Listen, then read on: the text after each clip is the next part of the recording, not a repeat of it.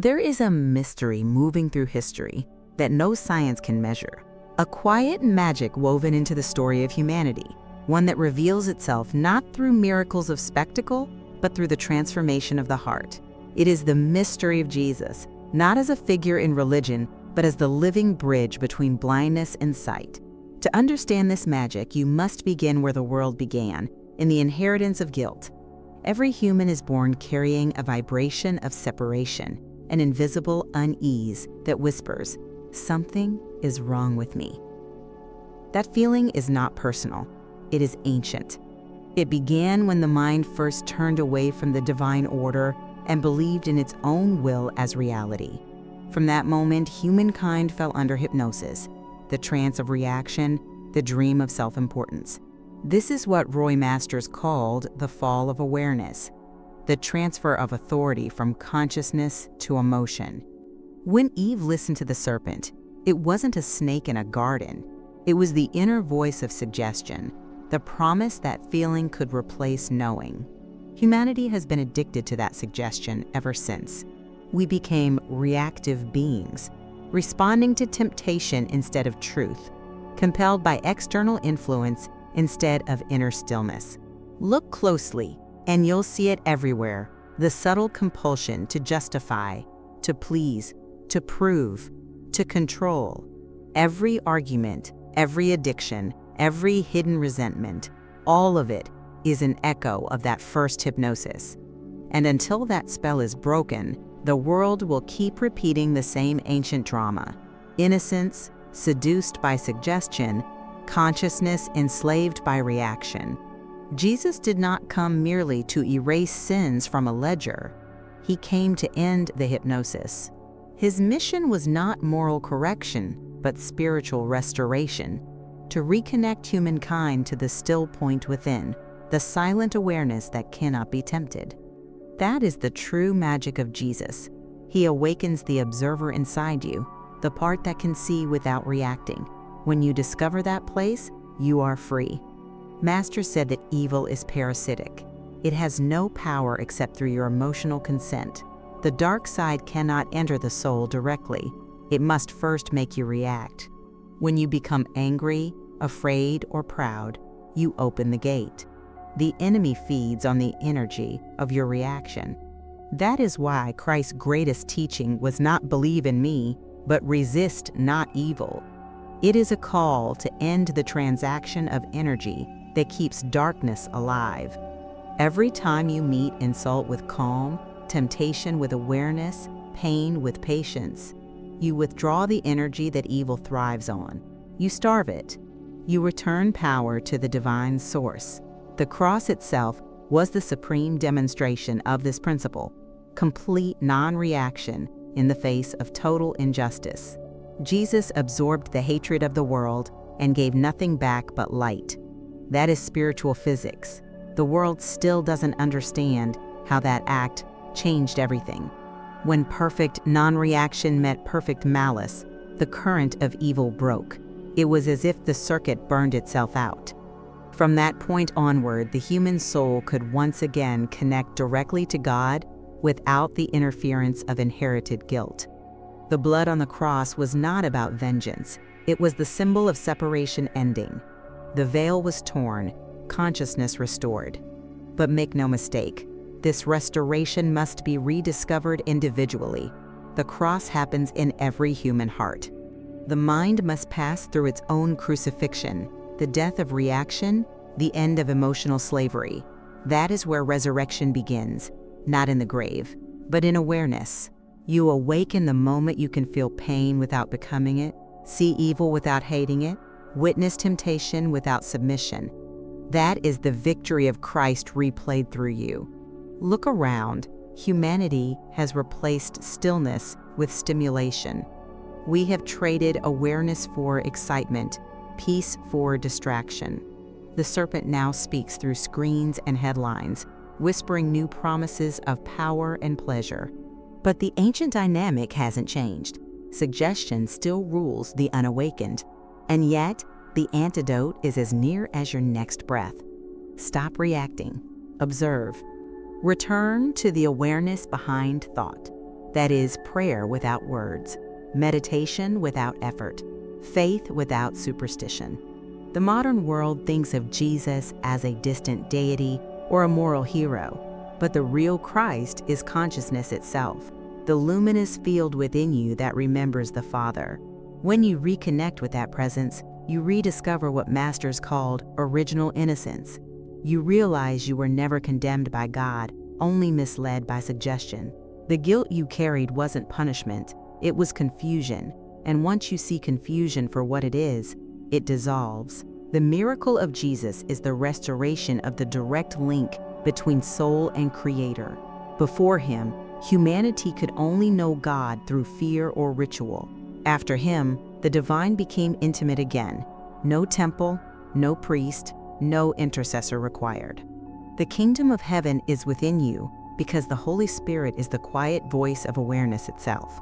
The magic isn't supernatural, it's hypernatural, the natural state restored. To understand this, imagine the difference between reacting and realizing. Reaction is immediate, emotional, mechanical. Realization is slow, luminous, and calm. One feeds darkness, the other reveals light. Every moment offers the choice between them. And every time you choose awareness over emotion, you walk the path of Christ, not in belief, but in being. This is why masters said that salvation is psychological before it is theological. The battlefield is inside. Evil doesn't need to drag you to hell. It only needs to make you forget stillness. Once you lose awareness, you become programmable. The world writes its scripts on the empty screen of your unguarded mind. But the moment you wake up and see the game, the spell breaks. That is exorcism by understanding, not ritual. So what is the magic of Jesus? It is the reversal of inheritance. Through Him, you are no longer bound by ancestral sin, emotional contagion, or karmic hypnosis. His consciousness cut the cord of suggestion. And when you align with that frequency, when you live in unbroken awareness, you step outside the stream of manipulation. You become immune to evil because there is no reaction left in you for it to feed on. This is the true deliverance, not from punishment, but from participation. Evil may still whisper, but it cannot enter. The world may rage, but you remain still. The storm continues, but the center is calm. That center is Christ consciousness, the observer that sees without judging, loves without needing, and lives without fear. To live there is to rediscover dominion. You no longer serve the world's emotions. The world begins to serve your awareness. And the same power that sustained Jesus through crucifixion sustains you through life. You become untouchable, not by isolation, but by realization. Because once you know that you are not the emotion, not the thought, not the reaction, you are free. That freedom is what the world fears most, and what the soul longs for most deeply. It is the end of hypnosis, the undoing of the original spell. The Son of God became human so that humanity might remember its divinity. That is the eternal exchange. Awareness for ignorance, light for darkness, being for illusion. Every human being is born into a world already hypnotized. From the first cry, we are met not with understanding, but with reaction. The anxious love of parents still enslaved to their own emotions. The child absorbs that tension and mistakes it for life. That is how the infection spreads, not through blood, but through energy.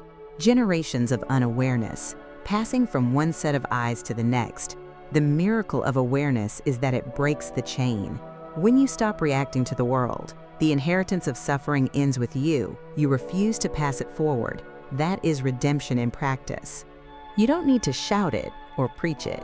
You simply stop playing the old emotional game. You stop taking the bait. Evil always begins with suggestion. It whispers in tones that sound like your own thoughts. You're not enough. They're against you. You deserve this. You must prove yourself. The ego listens, reacts, and identifies with the thought. Suddenly, an entire world of drama unfolds inside you. But if you remain still, you begin to notice. Suggestion only has power when you believe it. The moment you see the trick, you stop feeding it. The parasite starves in the light of awareness. That's why the modern world, built on endless stimulation, is spiritually starving. People scroll, consume, argue, chase pleasure, anything to avoid stillness. Because in stillness, the hypnosis starts to break. The ego begins to lose its illusion of control. And that is terrifying to a mind addicted to reaction. But it is also the beginning of resurrection. Roy Masters called this moment the discovery of the observer. It's the turning point of evolution, when man stops identifying with emotion and begins identifying with awareness. The observer is not passive, it is powerful. It is the same consciousness that looked through Jesus' eyes, uncorrupted, unmovable, radiant with patience. That awareness is your inheritance, not sin, not guilt, not trauma, but clarity. You were meant to see, not to react. When Christ said, "Be still and know," he was giving the simplest and most radical command in human history. To be still is to step out of the entire system of reaction. It's to unplug from the emotional economy of the world. Every advertisement, every argument, every manipulation loses its grip on you. Stillness is the true revolution, because in that stillness, God reclaims his creation. And that is the essence of spiritual warfare. Not shouting into the void, but refusing to engage the void. You fight not with anger, but with awareness. Evil cannot comprehend this kind of resistance, because it feeds on energy and receives none from silence. When you remain calm in the face of provocation, the power dynamic reverses. The manipulator loses control, the observer reigns. Masters often said, "You cannot fight darkness, you can only bring light." The ego wants to fix, to argue, to dominate. But awareness doesn't need to fight. It simply reveals. And the moment you see darkness clearly, without emotional investment, it dissolves. Seeing through illusion is the same as dispelling it. That is the essence of divine magic, not the manipulation of matter, but the mastery of meaning. In that mastery, life becomes astonishingly simple. You no longer chase happiness, because happiness is no longer something external. You begin to live in quiet contentment, not the dull calm of suppression, but the luminous serenity of understanding. You can face anything without losing your balance. The world may change, but awareness remains the same. That constancy is the true self, the part of you made in God's image. Imagine what would happen if humanity lived from that place. Nations would lose their appetite for war, families would heal, relationships would become transparent. There would be no manipulation because there would be nothing to manipulate. The hypnotic power of suggestion depends on blindness, and awareness ends blindness. One awakened person radiates coherence that others feel instinctively. Light communicates without words. That is how Jesus healed, not by supernatural magic, but by perfect alignment with divine coherence. His awareness was so pure that distortion couldn't exist in its presence.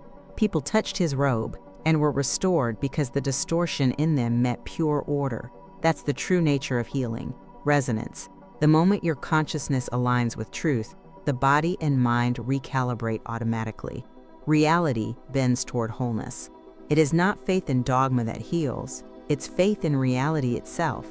Faith that the universe is governed by love, not fear.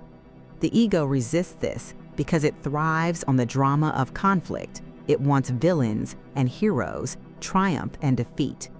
But the spirit knows only resolution. When you let go of emotional extremes, life stops oscillating and starts harmonizing.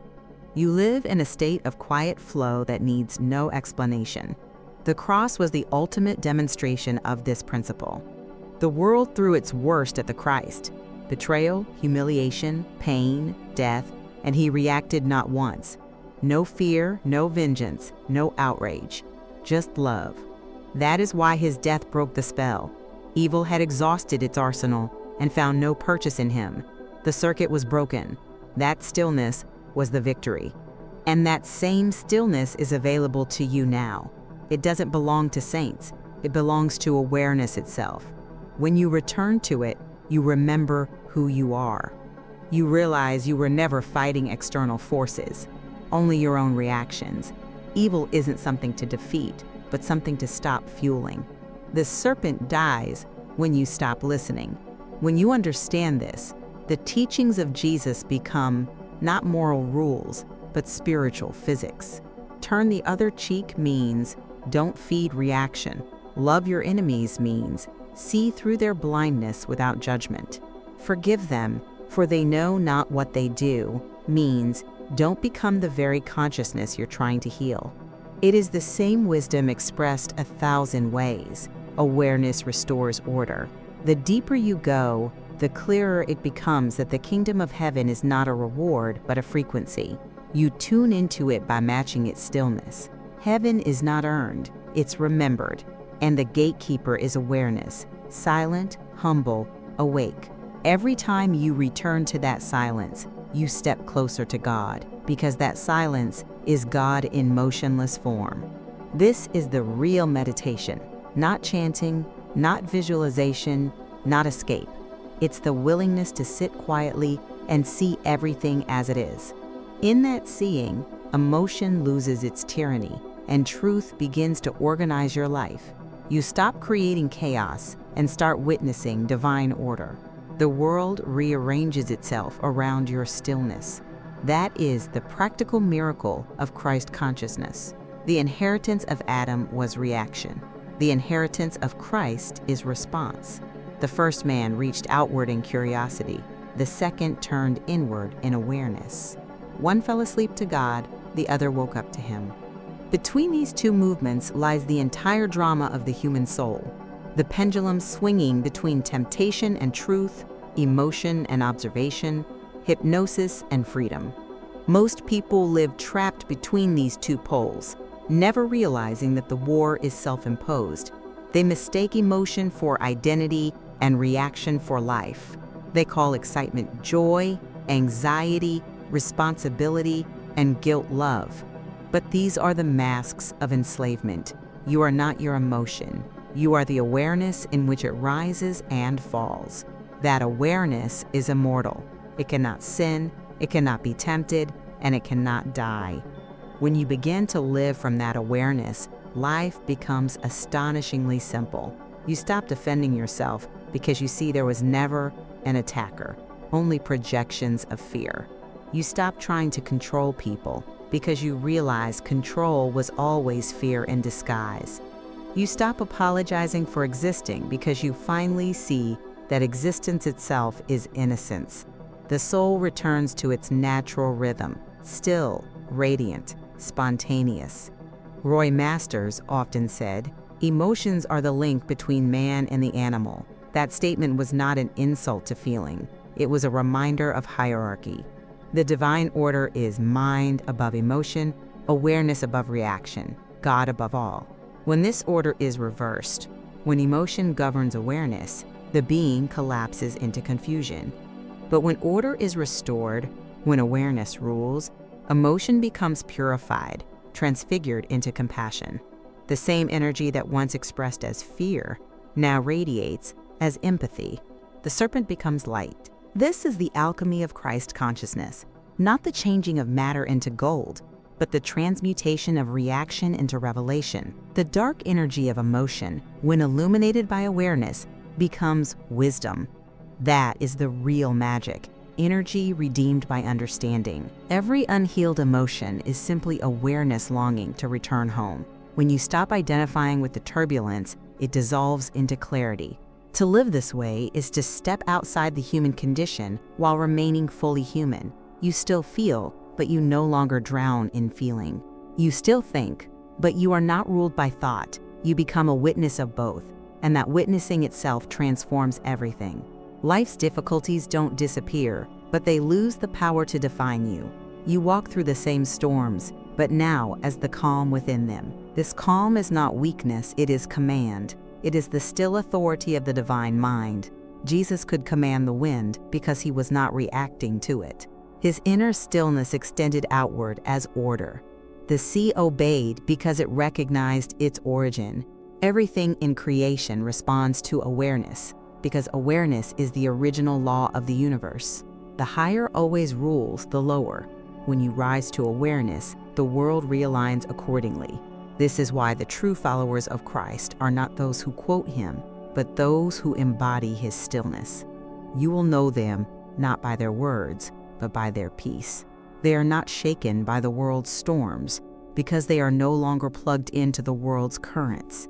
They live in the presence of God as naturally as others live in fear. They are awake while the world dreams. And what does it mean to be awake? It means you no longer believe the serpent when it speaks through your own thoughts. You hear temptation but do not follow. You feel emotion but do not obey. You experience pain but do not suffer. You move through life like a lucid dreamer, aware that appearances are temporary and that awareness is eternal. This is not detachment, it is divine participation.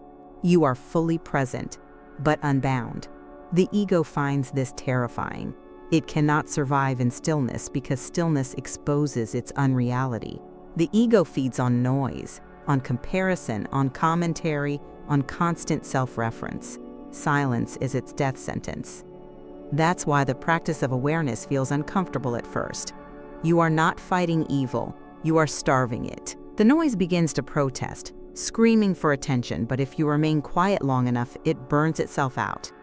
Then, for the first time, you hear what has always been speaking beneath it, the Word of God, not as sound, but as understanding.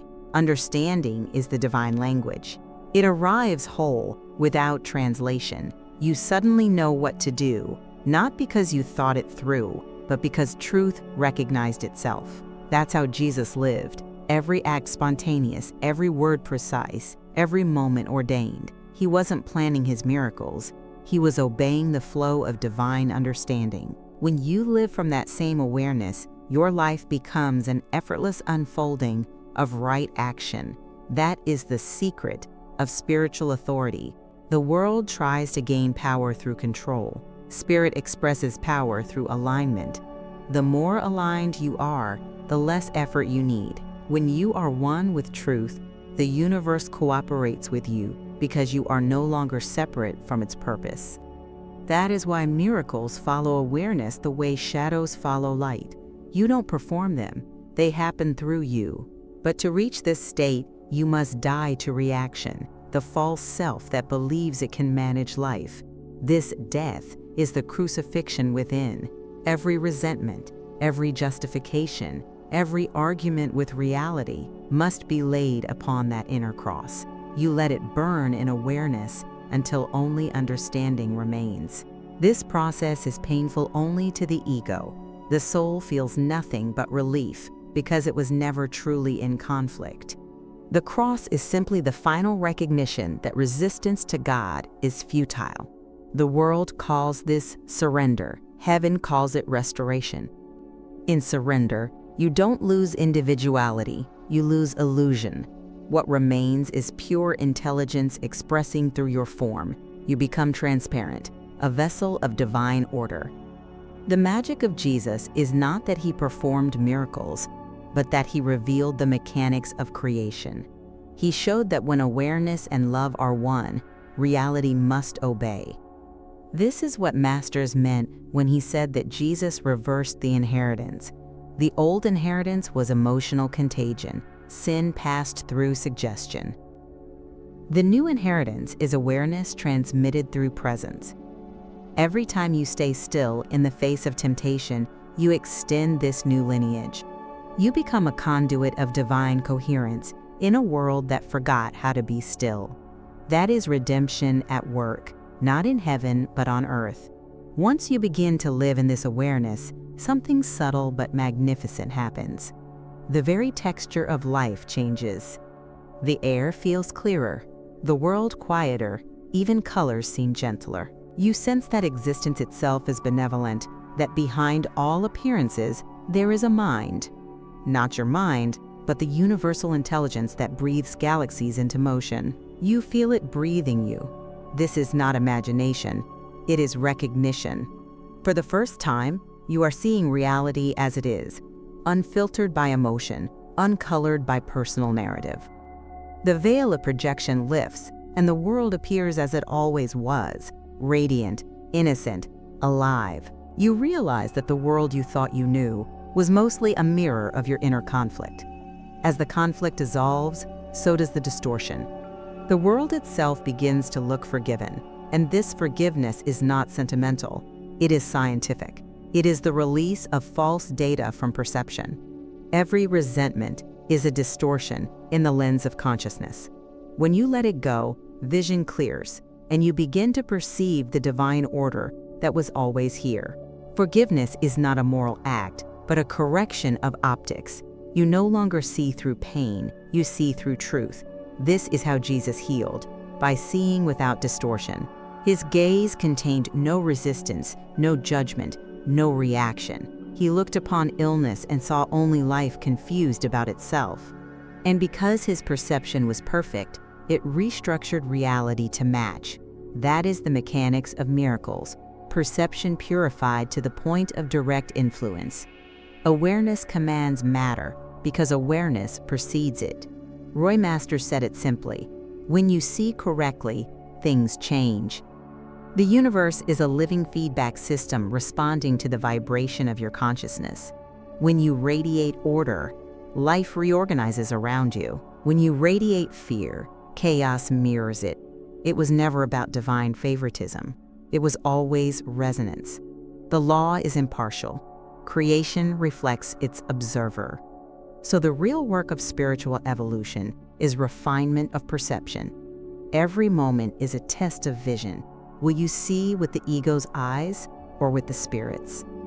The ego always sees insult, scarcity, and danger. The spirit sees opportunity, abundance, and love. The world remains the same, but your relationship to it transforms utterly. That is why salvation is called the Great Reversal. You are no longer the effect of the world, you are its cause. You begin to understand why Jesus said the Father and I are one. It was not arrogance, it was physics. Awareness and creation are inseparable. When you are in full awareness, you are in the Father, and the Father expresses through you. That unity is the end of division, the death of fear. Nothing outside you can truly harm you, because there is no outside. There is only consciousness reflecting itself. This realization brings an unexpected humility. You stop trying to manifest your desires because you see that everything you truly need is already present. Desire itself begins to dissolve, replaced by gratitude. You no longer demand life to conform to your will. You allow your will to conform to life. You stop asking, "Why me?" and begin whispering, "Thank you." Gratitude becomes the new gravity holding your world in place. And yet, the ego keeps testing the edges, trying to reassert itself. Old temptations arise: pride, lust, fear, the need to control. But you recognize them instantly as shadows on the wall. You no longer fight them, you see them. And in seeing, they lose all reality. This is what it means to be in the world but not of it. You still encounter darkness, but you walk through it as light. The ancient mystics described this state as being twice born. The first birth is into the body. The second is into awareness. The first belongs to time, the second to eternity. In the first, you inherit the sins of the world. In the second, you inherit the peace of God. And when that second birth occurs, death itself loses meaning. The physical body may return to dust, but awareness continues seamlessly, untouched, and infinite. From this vantage point, you begin to understand Scripture in an entirely new way. The Bible stops being a collection of stories and becomes a map of consciousness. The kingdom of heaven is within you is no longer a metaphor, it's direct experience. The peace that passes understanding becomes an actual frequency humming beneath your thoughts. Every verse, every parable reveals itself as coded instruction for awakening. When Masters spoke about the magic of Jesus, he wasn't describing sorcery, he was describing alignment. Magic is what the mind calls the physics of the soul before it understands them. When you live from divine alignment, results appear miraculous only because they defy the logic of ego. But to the awakened, they are natural, inevitable, obvious. The universe obeys love the way light obeys gravity. This is why you cannot learn the magic of Jesus in theory. It must be lived. Reading scripture without awareness is like staring at the menu without tasting the food. The truth must be experienced directly, not imagined. You must feel the stillness that Christ embodied, the silence that neither condemns nor excuses, but simply sees. That silence is the purest prayer. It communicates with God in the only language He understands, presence, and this presence has power. It radiates through the eyes, the voice, the touch. When you meet someone in this state, they feel unexplainably calm. Their nervous system begins to harmonize with yours. Without a word, they begin to remember peace. This is how the new inheritance spreads, not through preaching, but through coherence.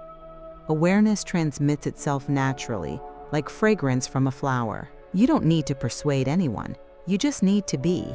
And being is the hardest thing for the ego, because it cannot be, it can only do. The ego must always comment, calculate, and compare. But when you live from awareness, being becomes effortless. You can sit silently for hours and feel as though you're participating in the entire universe. You can walk through noise and feel untouched. You can witness chaos and remain clear. That clarity is the kingdom come. Then you realize why the Christ said, "My yoke is easy and my burden is light." The burden was never life. It was resistance to life. The ego turns everything into effort because it believes in separation. Awareness removes that illusion, and the weight falls away. What remains is lightness, not the absence of responsibility, but the presence of grace. You begin to live as though carried by something greater, because you are.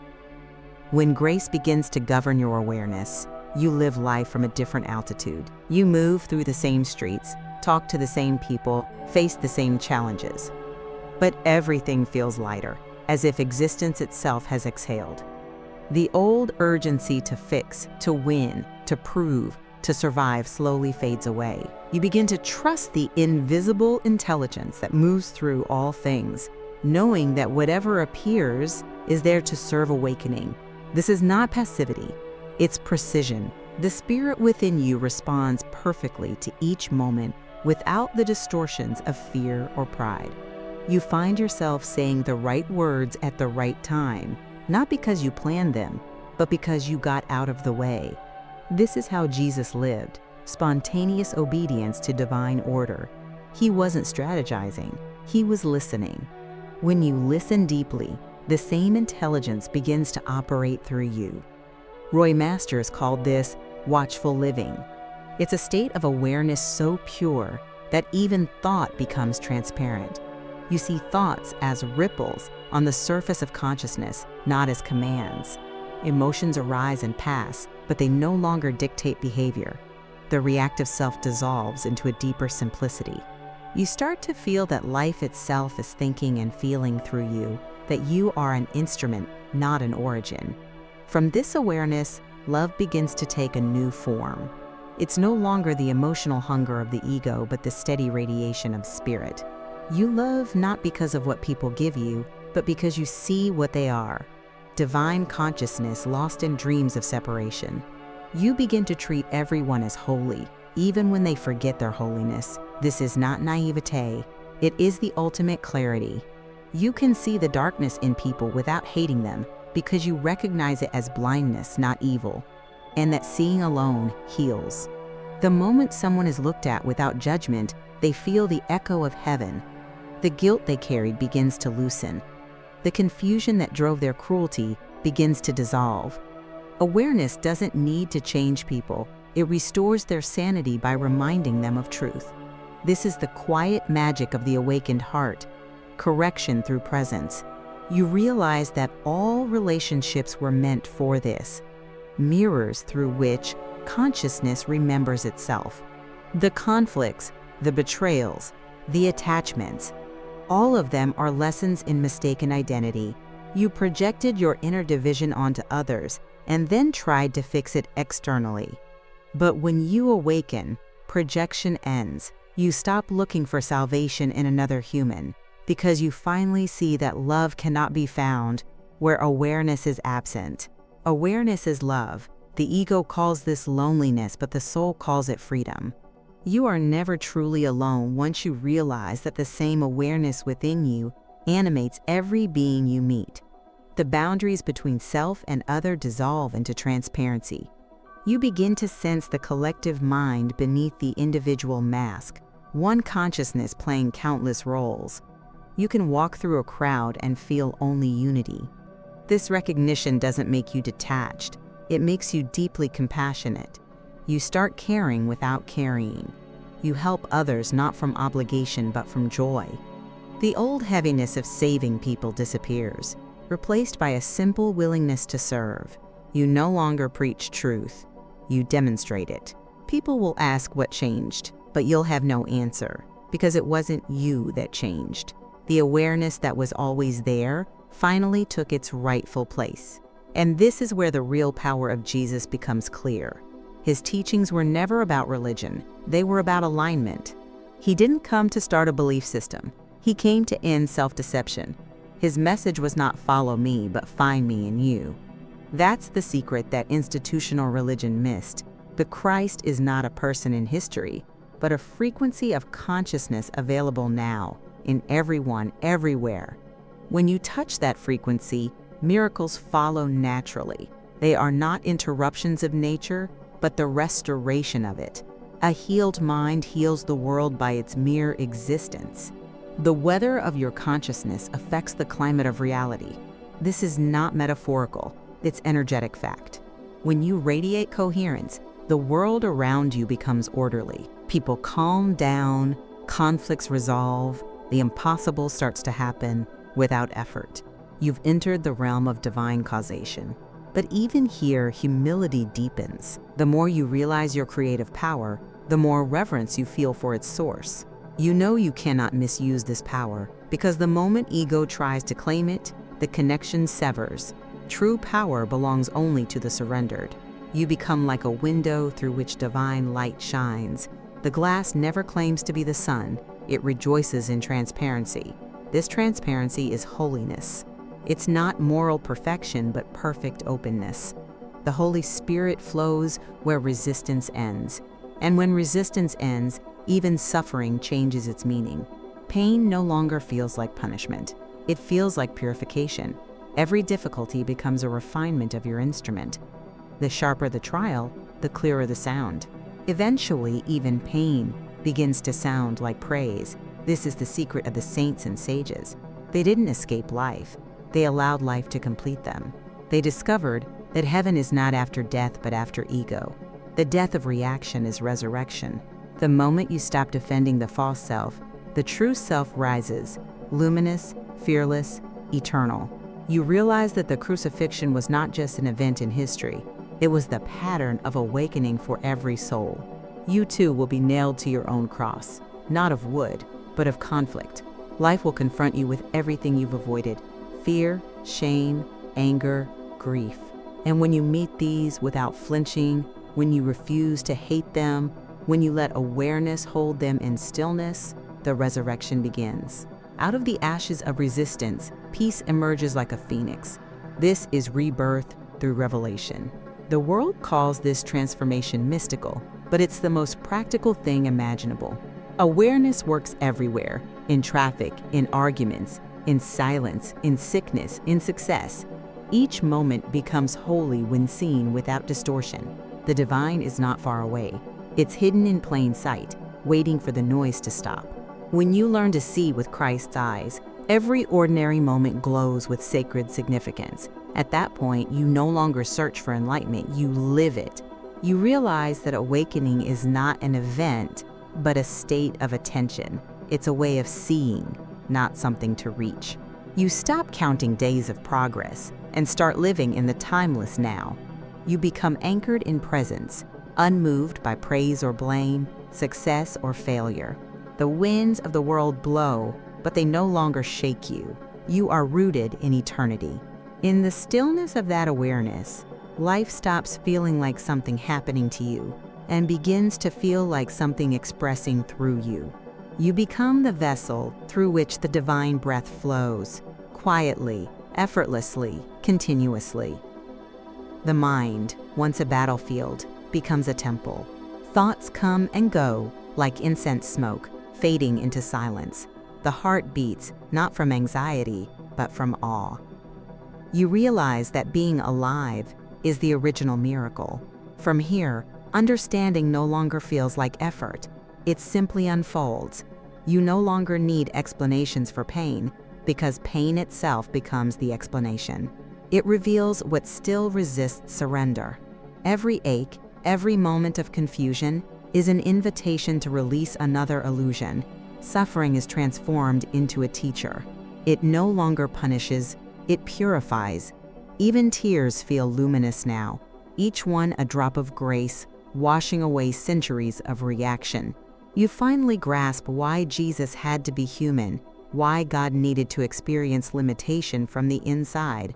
Only by stepping into the dream could he show the dreamer how to wake. The cross was not a tragedy, but a teaching, an exact mirror of what happens when stillness meets suffering and does not move. That stillness was the turning of the universe, the rebalancing of creation.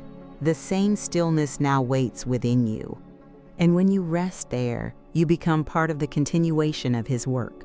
The magic of Jesus was never about spectacle. It was about restoration. Every person who discovers awareness reactivates that current.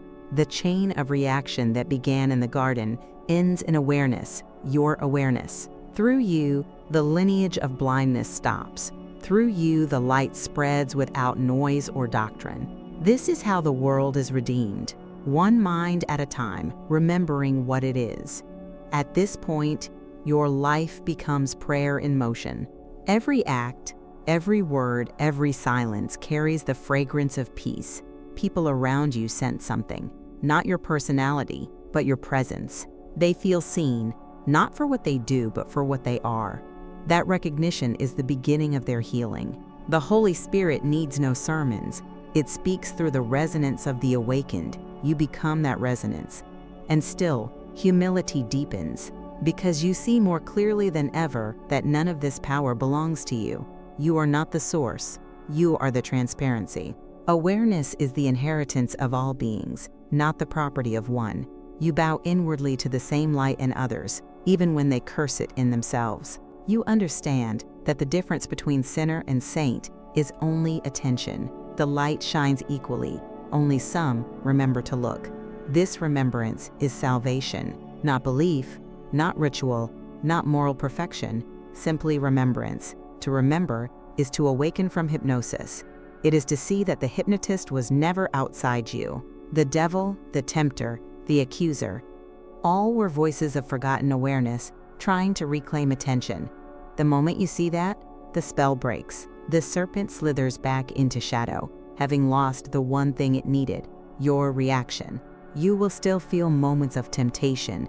That is the rhythm of life. But now you meet them differently. You no longer fall into guilt. You fall into grace. You watch, you breathe, you stay present. Awareness holds the moment like a chalice, and in that stillness, the poison turns to medicine. This is the true alchemy, reaction transformed into realization, sin transmuted into sight. You realize the meaning of, "Behold, I make all things new." The renewal isn't in time, it's in perception. Each moment seen without ego becomes brand new. The world shines with freshness, even in its imperfection. You begin to laugh, softly, because you understand that nothing was ever really wrong. Everything was a lesson in remembering what cannot be lost. And what cannot be lost is you, not the personality, but the awareness behind it. That awareness is eternal. It was there before birth, it will remain after death, and it is untouched by either. When Jesus said, "Before Abraham was, I am," he wasn't speaking as a man, he was speaking as awareness itself. That same I am is your true identity. The mind says, "I am this," or "I am that," but the spirit says simply, "I am." That's the secret name of God written in your heart. To know it is to know peace. And so the circle completes itself. The serpent that bit its own tail becomes the symbol of eternity, not as punishment, but as wholeness restored. The garden, the cross, the resurrection, your awakening, they are one continuous event, unfolding in infinite patterns. The story never ended, it only changed form. Christ is still being born wherever stillness meets awareness.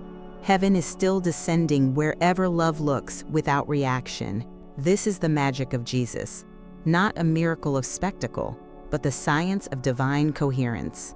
He revealed that the universe responds to consciousness, and that consciousness responds to love. The alignment of both is what we call salvation. Every heartbeat that remembers this truth contributes to the healing of the world. Every quiet soul sitting in awareness right now continues his ministry without even speaking his name. So be still. Watch. Let life pass through you like wind through trees. Do not resist. Do not control. You are not here to fix the dream. You are here to wake within it. And when you do, the dream itself becomes radiant, holy, complete. You become what you were always meant to be, the awareness of God, awake in human form, walking through eternity disguised as time. This is the restoration. This is the resurrection. This is the magic of Jesus.